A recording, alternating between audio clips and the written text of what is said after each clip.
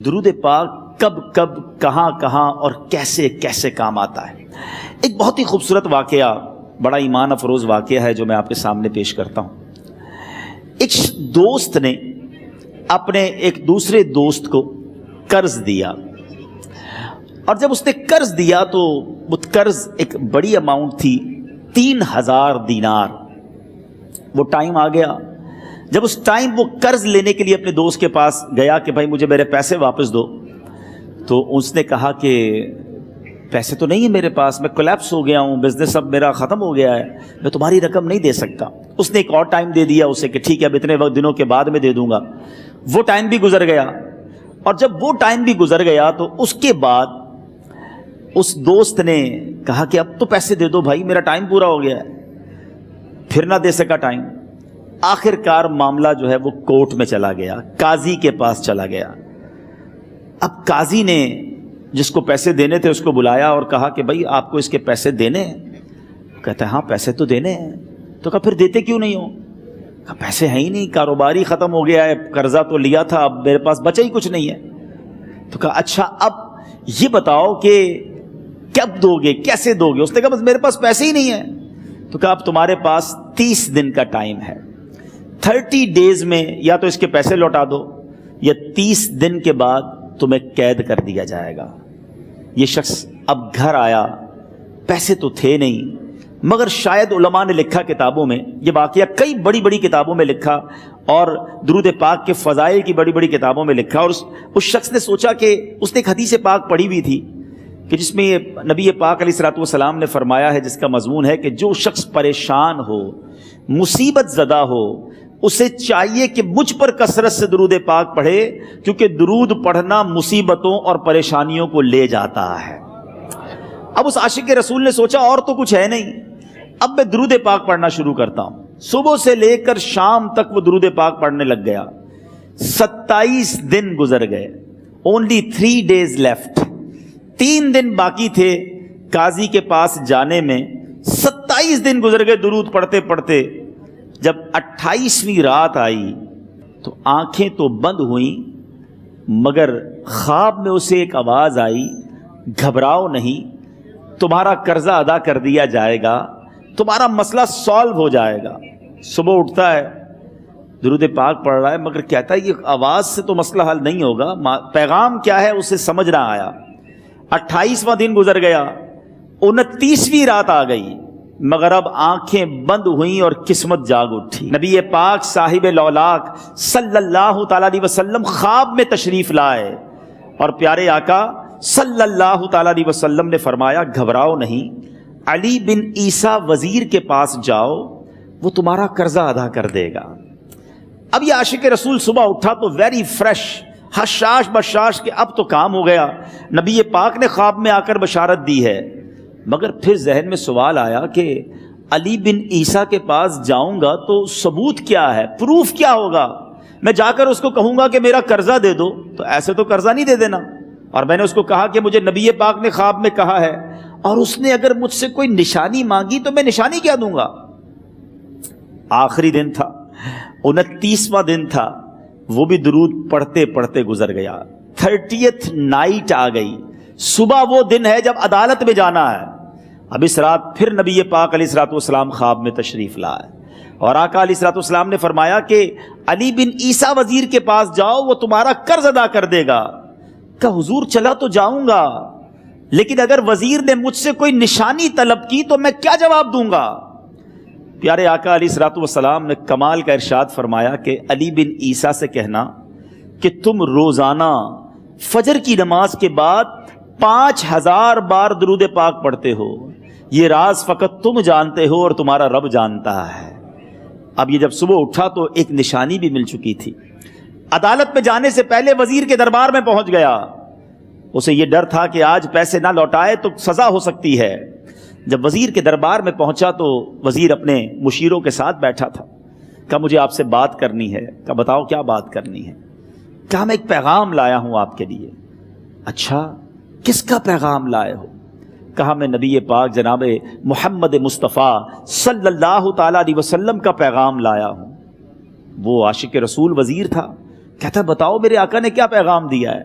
کہا حضور میں 3000 دینار کا مقروض ہوں، آج آخری دن ہے اور میرے آقا نے مجھے بشارت دی ہے کہ آپ سے کہوں کہ آپ میرا قرض ادا کر دیجئے۔ علی بن عیسیٰ کہتا ہے کوئی ثبوت ہے آپ کے پاس؟ ہے کوئی دلیل بھی ہے آپ کے پاس؟ میں کیسے مان لوں کہ آپ کو نبی پاک علیہ الصلوۃ والسلام نے بھیجا ہے؟ عاشق رسول کہتا ہے خالی ہاتھ نہیں آیا، میرے آقا نے مجھے دلیل بھی عطا فرمائی ہے، مجھے ایک ایویڈنس بھی دیا ہے، اور پروف یہ ہے حضور کہ آپ روزانہ صبح فجر کی نماز کے بعد نبی پاک صلی اللہ تعالیٰ علیہ وسلم کی بارگاہ میں درود و سلام کا نذرانہ پیش کرتے ہیں۔ جب تک 5000 کا عدد پورا نہیں ہوتا آپ اس وقت تک کسی اور سے بات نہیں کرتے، اور اے وزیر صاحب یہ رات صرف آپ کو پتہ ہے اور آپ کا رب جانتا ہے۔ اللہ اکبر! وہ وزیر تو جس کو کہے نا جھوم اٹھا، ایسا عاشق رسول وزیر تھا جو روزانہ صبح 5000 درود پڑھتا ہو، اس کی تو عید ہو گئی نا۔ وہ کہتا ہے مرحبا یا رسول اللہ، میرے آقا نے میرے درود قبول کر لیے، اس سے بڑھ کر میرے لیے سعادت کیا ہوگی۔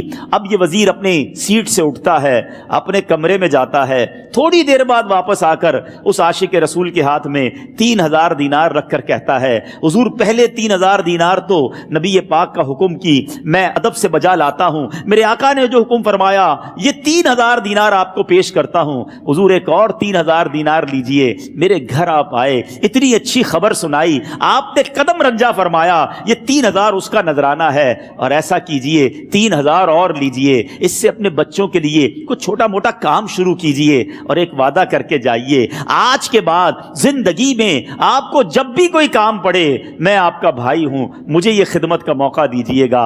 اللہ اکبر! وہ مقروض جو ایک رات پہلے 3000 دینار کا مقروض تھا، ہو سکتا ہے اس کے بیک آف مائنڈ یہ بھی چل رہا ہو کہ اب شاید کل میں نے جیل میں جا کر عدالت میں جا کر گرفتاری دے کر جیل میں جانا ہے، مگر اب 9000 دینار ہاتھ میں ہیں۔ عاشق رسول جھومتا ہوا نبی پاک کی یاد میں گھومتا ہوا اب عدالت میں پہنچا۔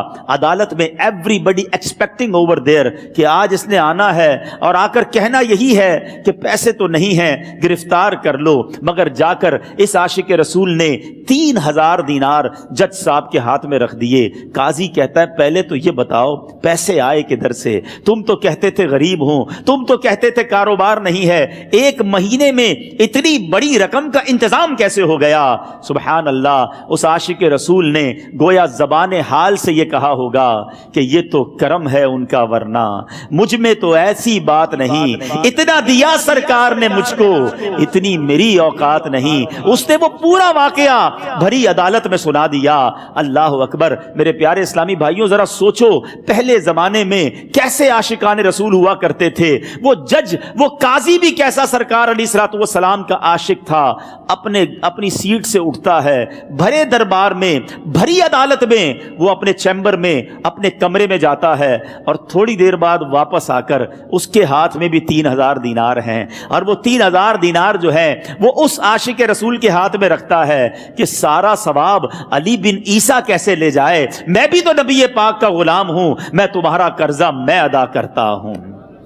اچھا، اب ایک اور عجیب سینیریو یہ بن گیا کہ جس نے کیس کیا تھا، جس نے دعویٰ کیا تھا، وہ بھی یہ سارا منظر دیکھ رہا تھا۔